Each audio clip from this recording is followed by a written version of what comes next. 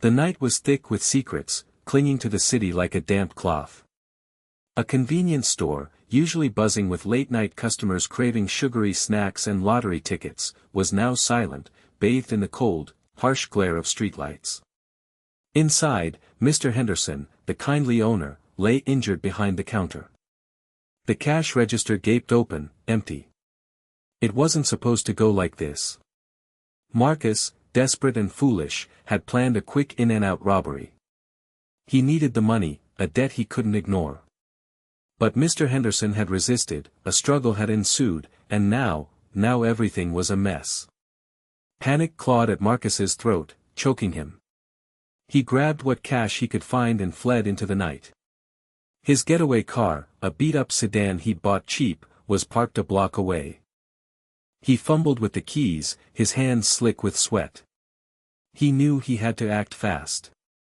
Get rid of any evidence. He drove to a secluded spot by the river, his mind racing. First, the crowbar he'd used to pry open the register. He tossed it into the murky water, watching it disappear with a splash. Next, the car. He frantically wiped down every surface he'd touched, the steering wheel, the gear shift, the door handles. He even tried to clean the floor mats, kicking himself for not wearing gloves. Finally, he abandoned the car in a dark alley, miles from his apartment. He walked the rest of the way, his heart pounding in his chest, each step a hammer blow against his ribs. He vanished into the anonymity of the city, convinced he'd gotten away with it. He was wrong.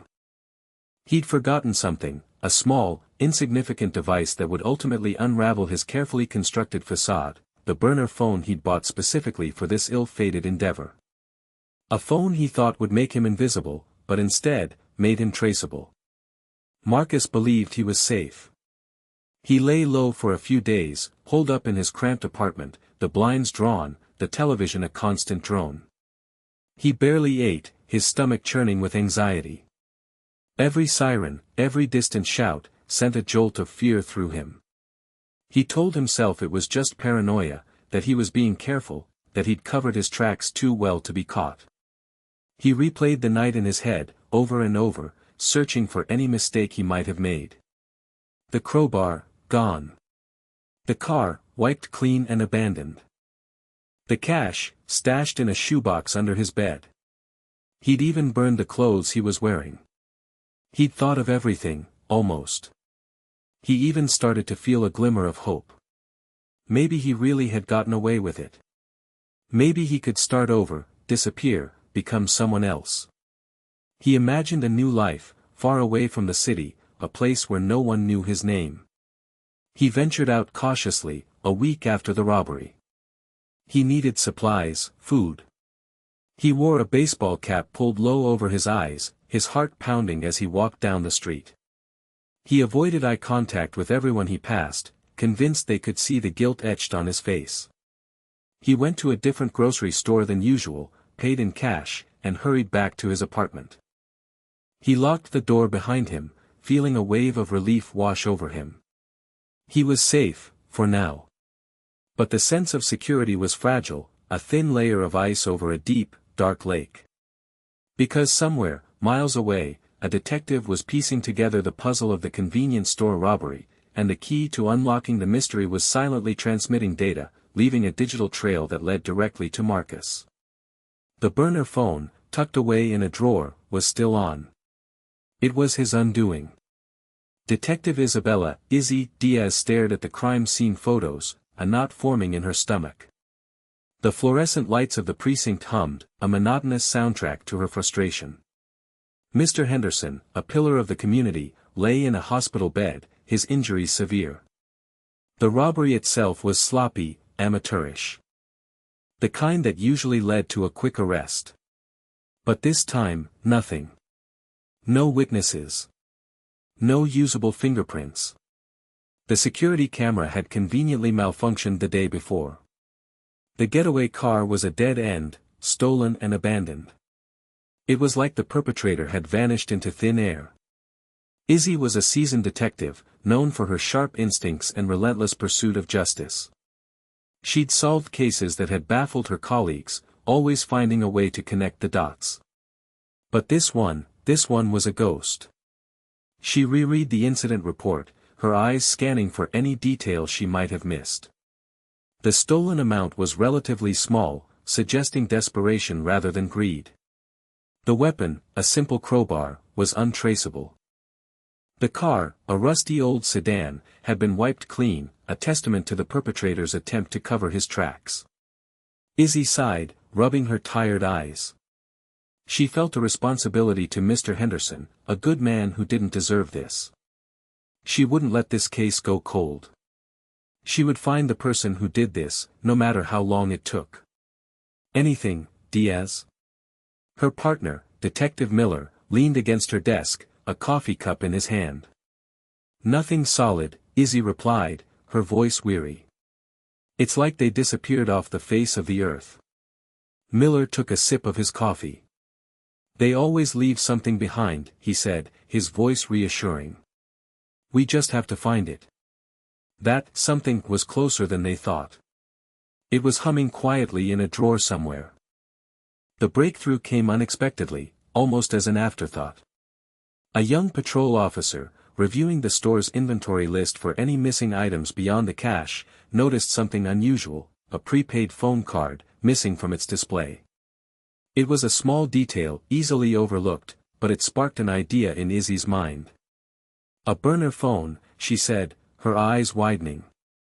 That's how they contacted each other, planned the robbery. Miller frowned. Maybe. But burner phones are a dime a dozen. How do we trace it? Izzy explained, they're often bought with cash, no ID required. Criminals use them because they're hard to trace back to them.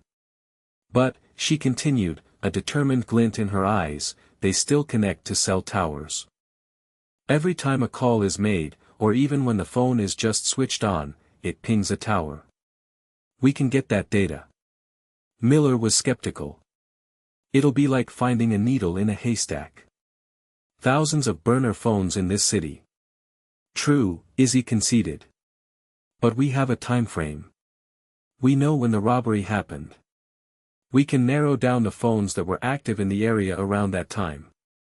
She requested the store's surveillance footage from the days leading up to the robbery. After hours of painstaking review, they found it, a grainy image of a man buying a prepaid phone card. His face was partially obscured by a baseball cap, but it was something. Izzy felt a surge of adrenaline. It wasn't much, but it was a start. She knew this was their best chance to catch the person who hurt Mr. Henderson. The burner phone, the criminal's attempt at anonymity, was now their lifeline. The hunt was on. Get me a warrant, Izzy said to Miller, her voice firm. We're tracking this phone. The game had changed. The ghost was about to be found. The warrant came through, a crisp document authorizing the police to access the cell tower data associated with the prepaid phone number. Izzy felt a jolt of anticipation. This was it. This was the break they needed. She sat in front of the computer, watching as the data streamed in, a series of numbers and coordinates that, at first glance, seemed meaningless. But to the trained eye, it was a map, a digital breadcrumb trail left by the unsuspecting criminal. A burner phone, Izzy knew, was a cheap, disposable mobile phone purchased without a contract or personal information. They were designed to be used temporarily and then discarded, making them difficult to trace back to their owner. Criminals favored them for illicit activities, hoping to maintain anonymity. They were the digital equivalent of a disguise. However, even burner phones weren't completely untraceable. When a burner phone is switched on, it searches for the nearest cell tower to connect to. This connection leaves a record, a digital footprint that can be tracked. By analyzing the signal strength and the location of multiple cell towers, it's possible to pinpoint the phone's approximate location at any given time. Izzy explained this to Miller, who was watching the data with a mixture of fascination and skepticism. It's not exact, she cautioned. We're talking about a general area, not a precise address. But it's enough to give us a starting point. The first few hours were frustrating. The data was overwhelming, a chaotic jumble of pings and signals. But as they narrowed down the timeframe to the hours surrounding the robbery, a pattern began to emerge. A series of pings clustered around the convenience store, then moved away rapidly, heading towards the outskirts of the city. The burner phone was on the move. And Izzy was following. Okay, so how does this triangulation thing work, exactly? Miller asked, leaning closer to the computer screen. He pointed at the cluster of red dots representing the burner phone's signal. Izzy explained, imagine 3 cell towers, each forming a point of a triangle. The phone sends a signal to all 3 towers. By measuring the time it takes for the signal to reach each tower, we can calculate the distance from the phone to each tower. She drew a quick sketch on a notepad. Think of it like this: if you know you're 5 miles from Tower A, 7 miles from Tower B, and 6 miles from Tower C, there's only one place on the map where all those distances intersect. That's where the phone is, or at least, that's the general area. So it's not pinpoint accurate. Miller clarified. No, Izzy admitted. There's always some margin of error. Things like buildings and terrain can affect the signal. But it's accurate enough to narrow down the search area significantly. Especially in a city like this, where we have a high density of cell towers. The software they were using displayed the data visually, creating a map with concentric circles around each cell tower, representing the estimated range of the phone's signal. Where the circles overlapped, a shaded area indicated the most likely location of the phone. The more towers that pick up the signal, the more accurate the triangulation, Izzy continued. And the more often the phone pings a tower, the more data points we have to work with. This burner phone was switched on for a significant period after the robbery. They made a mistake. Miller nodded, his initial skepticism fading. So, this phone basically left a map showing us where it went. Exactly, Izzy said, a smile playing on her lips. Step by step. The digital breadcrumbs were leading them closer to their suspect, one ping at a time. The frustration of the initial investigation was slowly being replaced by a growing sense of hope. They were no longer chasing a ghost. They were following a trail. The first location the burner phone data confirmed was, unsurprisingly, the convenience store. The cluster of pings was tight, centered directly on the building. It was a validation of their theory, a solid starting point. But it was also information they already knew. They needed to see where the phone went next. As they moved forward in time, following the digital trail, the map revealed a clear path away from the store. The phone moved quickly, suggesting the suspect was in a vehicle. The pings led them through residential streets, then onto a main road, heading towards the outskirts of the city. Let's see where our friend decided to go after robbing Mr. Henderson, Izzy said, her fingers flying across the keyboard. She zoomed in on the map, focusing on the next significant cluster of pings. The location was a secluded area near the river, a place known for its overgrown vegetation and lack of streetlights. It was a common spot for dumping trash, or worse. Izzy felt a chill run down her spine. That's where he ditched the crowbar, Miller said, stating the obvious. No doubt about it. They dispatched a team to the riverbank to search the area. It didn't take long for them to find it, a rusty crowbar, partially submerged in the muddy water. It was bagged as evidence, another piece of the puzzle falling into place. Izzy leaned back in her chair, a grim satisfaction on her face. The burner phone wasn't just showing them where the suspect had been, it was confirming their suspicions, providing concrete evidence to support their case. They were building a case, brick by digital brick. And Marcus, still blissfully unaware, was helping them every step of the way. The digital trail continued, leading them further away from the river. The next cluster of pings centered around a gas station on the edge of town. It was a busy station, open 24 hours, with a convenience store attached. Gas station, Miller said, scratching his chin. What's he doing there? Izzy zoomed in on the map, trying to get a clearer picture of the area. Maybe he needed gas. Or maybe She paused, a thought forming in her mind. Maybe he was buying something. They contacted the gas station owner and requested security footage from the night of the robbery. After reviewing hours of footage, they found it, a man matching the description from the convenience store surveillance footage, buying cleaning supplies, bleach, rags, and a bucket. He was cleaning the car, Izzy said, her voice grim. He was trying to get rid of any evidence. It was another piece of the puzzle, another confirmation of their suspect's actions. He wasn't just running, he was actively trying to cover his tracks. But the burner phone was betraying him, revealing his every move. The gas station stop also gave them a better description of the suspect. The security camera captured a clearer image of his face, even with the baseball cap. They now had a more detailed description to circulate, a face to put with the digital trail. He's getting sloppy, Miller said, a hint of satisfaction in his voice. He's starting to make mistakes. Izzy nodded in agreement. The pressure was getting to him. He was becoming more desperate, more careless. And with each mistake, he was leading them closer to his capture. The burner phone, his intended shield, was now his undoing. The next stop on the map was about to reveal even more. The next location on the burner phone's journey was a short distance from the gas station, near a different section of the river. This area was even more remote, accessible only by a narrow dirt road. The pings were clustered close to the water's edge. Another stop by the river, Izzy said, her voice laced with anticipation. What did he get rid of this time?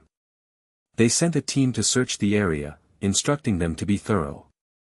It didn't take long for them to find what they were looking for, a discarded wallet, partially buried in the mud. It was waterlogged and damaged, but they were able to recover Mr. Henderson's driver's license and credit cards.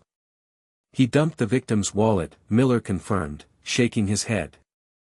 He's not just trying to cover his tracks, he's trying to erase Mr. Henderson completely. The discovery of the wallet was a significant breakthrough. It provided further evidence linking the suspect to the robbery and confirmed that he had stolen from Mr. Henderson.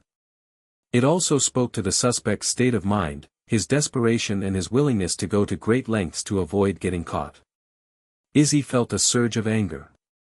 This wasn't just a robbery gone wrong, it was a deliberate act of violence and theft. Mr. Henderson was more than just a victim, he was a person, a member of the community.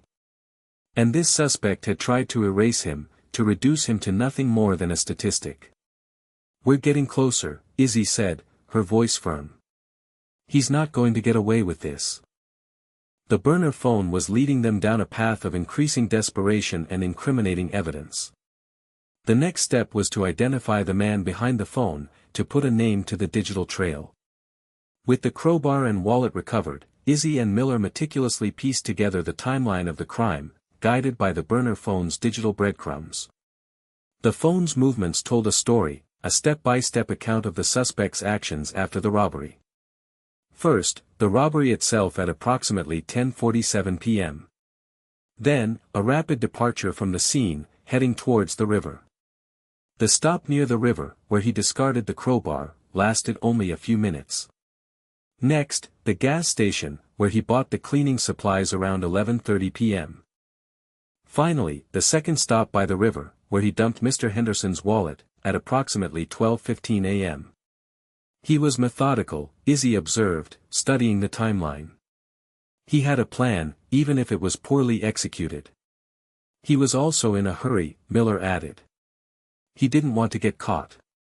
That's why he made mistakes. The timeline revealed more than just the suspect's movements, it also offered insights into his state of mind. The frantic pace, the desperate attempts to cover his tracks, the discarding of evidence, all painted a picture of a man driven by fear and desperation. He thought he could erase his actions, Izzy said, a note of disdain in her voice. He thought he could just wipe everything away and start over. But he underestimated the power of technology. The burner phone, intended to provide anonymity, had instead become a digital witness, documenting his every move. It was a testament to the fact that in today's world, it's almost impossible to completely disappear. Every action leaves a trace, a digital footprint that can be followed. Okay, Izzy said, turning to Miller. We know where he went. We know what he did. Now it's time to find out who he is. The timeline was complete. It was time to put a name to the face. Izzy decided to start with the gas station security footage. They had a clearer image of the suspect's face, even though it was partially obscured. She tasked a team of officers with canvassing local phone stores, showing them the image and asking if anyone recognized the man. He bought a prepaid phone card, she explained to the officers. He had to buy it somewhere. Someone might remember him.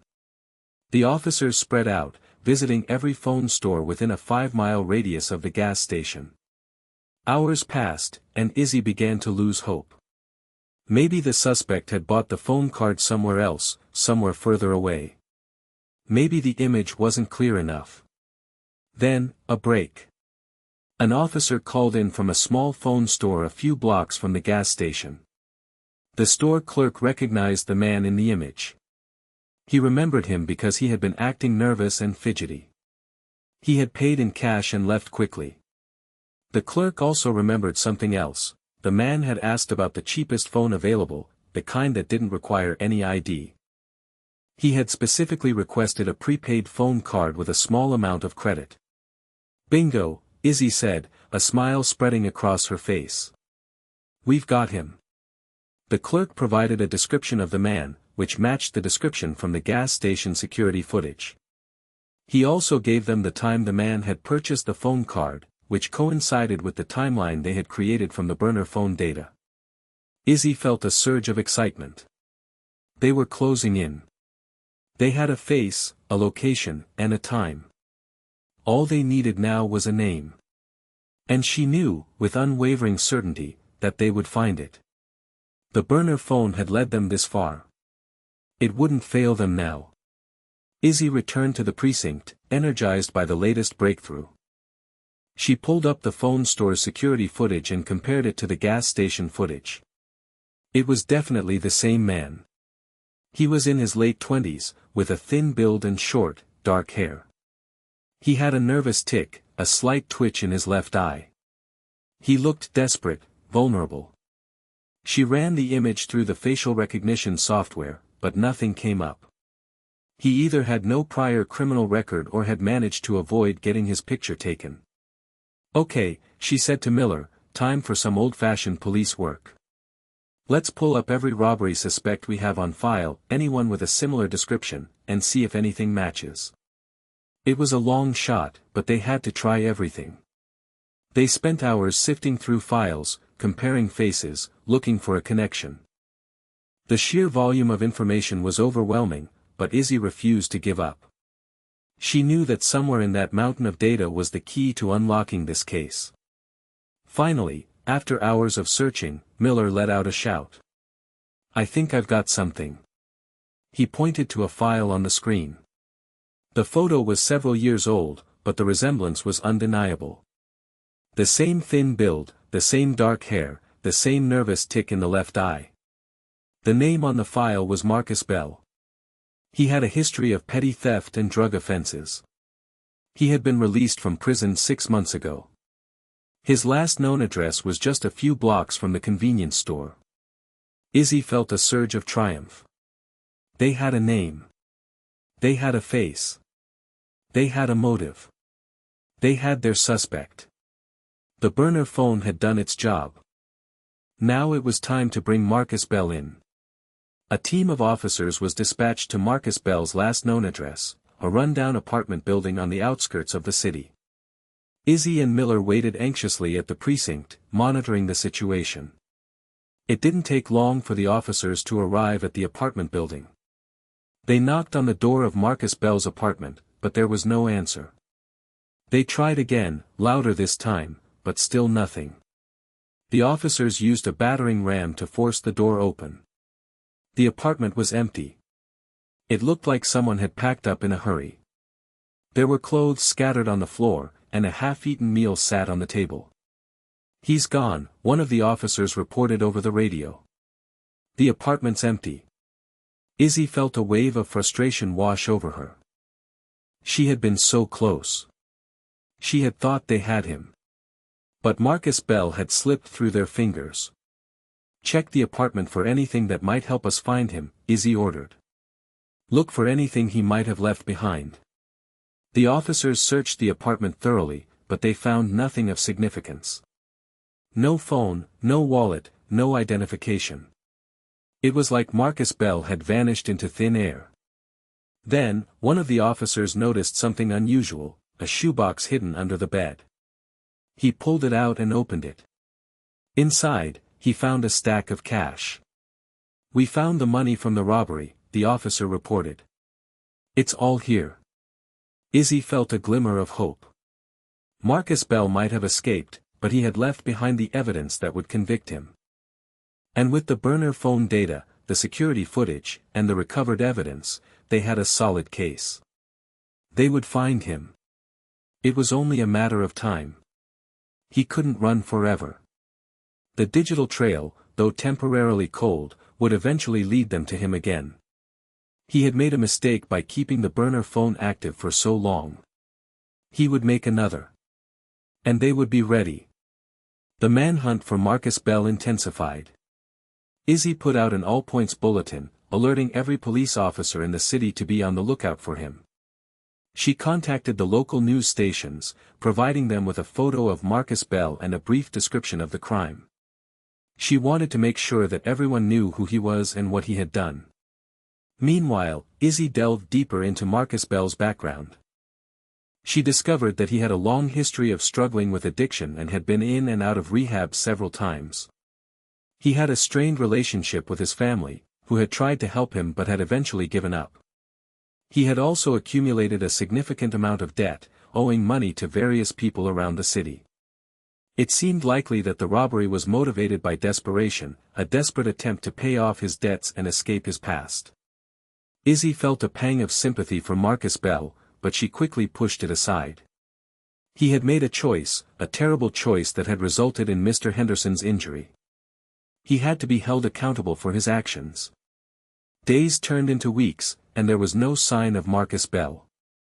Izzy began to worry that he had left the city, that he had managed to disappear completely. But she refused to give up hope. She knew that he was still out there, somewhere, and that eventually, they would find him. Then, a break came from an unexpected source. A tip came in from a woman who claimed to have seen Marcus Bell at a homeless shelter on the other side of the city. She had recognized him from the news and had immediately contacted the police. Izzy felt a surge of adrenaline. This could be it. This could be the break they needed. She assembled a team of officers and headed to the homeless shelter, determined to bring Marcus Bell to justice. The homeless shelter was a chaotic scene, filled with people struggling to survive. Izzy and her team moved cautiously through the crowded room, their eyes scanning for Marcus Bell. It didn't take long for them to spot him. He was sitting alone in a corner, his head in his hands, looking defeated and forlorn. He was wearing the same clothes he had been wearing in the security footage, a faded gray t-shirt and worn jeans. He looked thinner, more gaunt, than he had in the photos. Izzy approached him slowly, her hand resting on her weapon. "Marcus Bell?" she asked, her voice firm but calm. Marcus Bell looked up, his eyes widening in fear. He recognized Izzy immediately. He knew that his time was up. "I didn't mean to hurt him," he said, his voice barely a whisper. "It was an accident." "You're under arrest for the robbery of Mr. Henderson's convenience store," Izzy said, her voice unwavering. "You have the right to remain silent. Anything you say can and will be used against you in a court of law." The officers placed Marcus Bell in handcuffs and led him out of the homeless shelter. He didn't resist. He seemed resigned to his fate. As they walked him to the police car, Izzy couldn't help but feel a sense of sadness. Marcus Bell was a broken man, a victim of his own choices. But he was also a criminal, and he had to be held accountable for his actions. The burner phone, his failed attempt at escaping justice, had led them right to him. Now, the real work began, preparing for the trial. The trial of Marcus Bell was a high-profile affair, capturing the attention of the entire city. Mr. Henderson, still recovering from his injuries, was determined to see justice served. Izzy and Miller worked tirelessly to prepare their case, meticulously organizing the evidence they had gathered. The prosecution presented a compelling narrative, outlining Marcus Bell's desperate circumstances, his purchase of the burner phone, his robbery of the convenience store, and his attempts to cover his tracks. They presented the security footage, the recovered crowbar and wallet, and the stolen cash. But the most damning evidence was the burner phone data. The prosecution presented a detailed map of the phone's movements, step by step, from the convenience store to the river to the gas station. They showed how the phone's pings coincided with Marcus Bell's actions, leaving no doubt that he was the one who had committed the crime. The defense argued that the evidence was circumstantial, that the burner phone could have belonged to anyone, that Marcus Bell was simply in the wrong place at the wrong time. They tried to discredit the security footage, claiming that it was blurry and unreliable. But the jury wasn't buying it. The evidence was overwhelming, the timeline was clear, and the prosecution's case was airtight.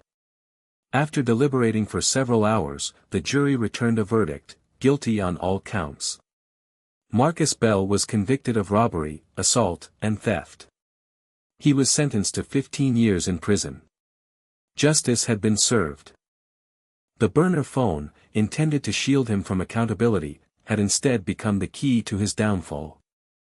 It was a powerful reminder that in the digital age, even the smallest mistake can have devastating consequences. During the trial, the prosecution meticulously presented the burner phone evidence, walking the jury through the digital map of Marcus Bell's movements. A tech expert testified about cell tower triangulation, explaining how the phone's pings had allowed them to track its location with reasonable accuracy. The expert presented a visual representation of the data, a map showing the burner phone's journey from the convenience store to the river, to the gas station, and back to the river again. Each stop was marked with a red dot, creating a clear and compelling narrative. The prosecutor then called Izzy to the stand. She testified about the investigation, explaining how they had discovered the missing prepaid phone card, how they had obtained the warrant to track the burner phone, and how the data had led them to Marcus Bell. She described the discovery of the crowbar and wallet, the security footage from the gas station, and the stolen cash found in Marcus Bell's apartment. She explained how each piece of evidence fit together, creating a complete and irrefutable picture of his guilt. The defense attorney tried to undermine the burner phone evidence, arguing that it was unreliable and that the data could have been misinterpreted. But the prosecution was prepared. They presented expert testimony that refuted the defense's claims, demonstrating the accuracy and reliability of cell tower triangulation. The prosecutor concluded her presentation by reminding the jury of Mr. Henderson, the hard-working store owner who had been injured in the robbery. She urged them to consider the impact of Marcus Bell's actions and to deliver a verdict that would send a clear message that such crimes would not be tolerated. The jury listened intently, their faces grim. They knew that they had a difficult decision to make. But they also knew that the evidence was overwhelming. The burner phone had spoken. And its message was clear. As the jury foreman read the verdict, a hush fell over the courtroom. Marcus Bell sat motionless, his eyes fixed on the floor. He had known, deep down, that this was coming. The evidence against him was overwhelming. There was no way he could escape justice. But as the words, "guilty," rang out, a wave of realization washed over him. He had made a terrible mistake. He had thought he could get away with it. He had thought he was smarter than the police. He had thought he could erase his actions and start over. But he had been wrong. The burner phone, his attempt at anonymity, had betrayed him. It had tracked his every move, leaving a digital trail that had led the police right to his door. He thought back to that night, the night of the robbery. He remembered the panic, the desperation, the fear. He remembered wiping down the car, dumping the crowbar, burning his clothes. He had thought he was covering his tracks. But all along, the burner phone was recording his every move. He closed his eyes, picturing the map that the prosecution had presented to the jury. He saw the red dots, each one representing a stop on his journey, each one a nail in his coffin. He had been so focused on the physical evidence that he had completely overlooked the digital evidence. He had forgotten about the burner phone. And that mistake had cost him everything. He looked up at the jury, their faces stern and unforgiving. He saw Mr. Henderson sitting in the front row, his arm in a sling, his eyes filled with a mixture of pain and relief. He knew that he had hurt him, that he had caused him a great deal of suffering. And for that, he was truly sorry. But it was too late. The verdict had been read. The sentence had been handed down. His life was over. All because of a burner phone.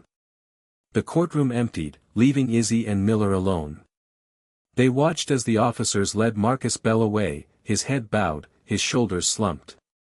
"Justice served," Miller said, a sigh of relief escaping his lips. "Yeah," Izzy replied, her voice quiet. "But it's still sad." She thought about Marcus Bell, his troubled past, his addiction, his desperation. She knew that he had made a terrible mistake, but she also knew that he was a human being, a person who had made a wrong turn in life. "He messed up," Miller said, echoing her thoughts. "He thought he could outsmart the system. He thought he could get away with it. But he forgot one thing, technology." Izzy nodded in agreement. The burner phone had been his downfall. It had exposed his every move, leading them right to him. It was a reminder that in the digital age, there's no such thing as completely disappearing. "He thought he was being smart," Izzy said. "He thought he was covering his tracks. But he was just leaving a digital trail." She paused, reflecting on the case. "It's a lesson for all of us," she said. "Everything we do online, everything we do with our phones, it leaves a trace. It can be used against us." Miller nodded. "It's a scary thought," he said. "But it's also a powerful tool for law enforcement. We can use technology to catch criminals, to bring them to justice." Izzy smiled. "That's what we did," she said. "We used his own weapon against him." They gathered their belongings and headed out of the courtroom, leaving behind the echoes of the trial. The case of Marcus Bell was closed. But the lessons learned would stay with them forever. The burner phone had mapped the crime, step by step, leading them to the truth. And in the end, the truth had prevailed. Mr. Henderson slowly recovered from his injuries, both physical and emotional. He reopened his convenience store, determined not to let Marcus Bell's actions define him. The community rallied around him, offering support and encouragement. Izzy visited Mr. Henderson at his store a few weeks after the trial.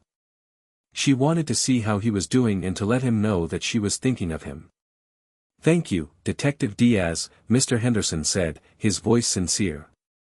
"You and your partner, you did a good job. You caught the man who hurt me." "We were just doing our job, Mr. Henderson," Izzy replied. "But it means a lot to us that you're doing better." Mr. Henderson smiled. "I'm trying," he said. "It's not easy, but I'm trying." He paused, looking around his store. "This store, it's my life," he said. "I've worked hard to build it up. I'm not going to let one bad person take it away from me." Izzy nodded, admiring his resilience. "You're a strong man, Mr. Henderson," she said. "You'll get through this." She left the store, feeling a sense of satisfaction. Justice had been served, and Mr. Henderson was on the road to recovery. The case of Marcus Bell had come to an end. But the lessons learned would continue to resonate, a reminder of the power of technology and the importance of never giving up. Even when things seem hopeless, there's always a way to find the truth. The burner phone had shown them the way. And in the end, the truth had prevailed. The small, inexpensive device, meant to provide anonymity, had instead become a symbol of accountability in the digital age. A constant reminder that even in the shadows, our actions leave a trace. The case of Marcus Bell served as a stark reminder: in the modern world, technology can be both a powerful tool and a dangerous liability. While criminals may seek to exploit technological advancements to conceal their actions, those same advancements can also become their undoing. The burner phone, intended as a shield of anonymity, became a roadmap of Marcus Bell's crime, guiding detectives every step of the way. His attempt to erase his presence, to vanish without a trace, was thwarted by the very device he thought would protect him. Cell tower triangulation, a technology originally developed for communication, became a powerful tool for law enforcement, transforming a simple phone into a tracking device. The case highlighted the importance of digital forensics and the ever-increasing role of technology in solving crimes.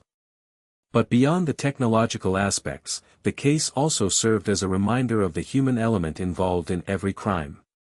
Mr. Henderson's resilience, Izzy's determination, and Marcus Bell's desperation all played a role in the unfolding drama.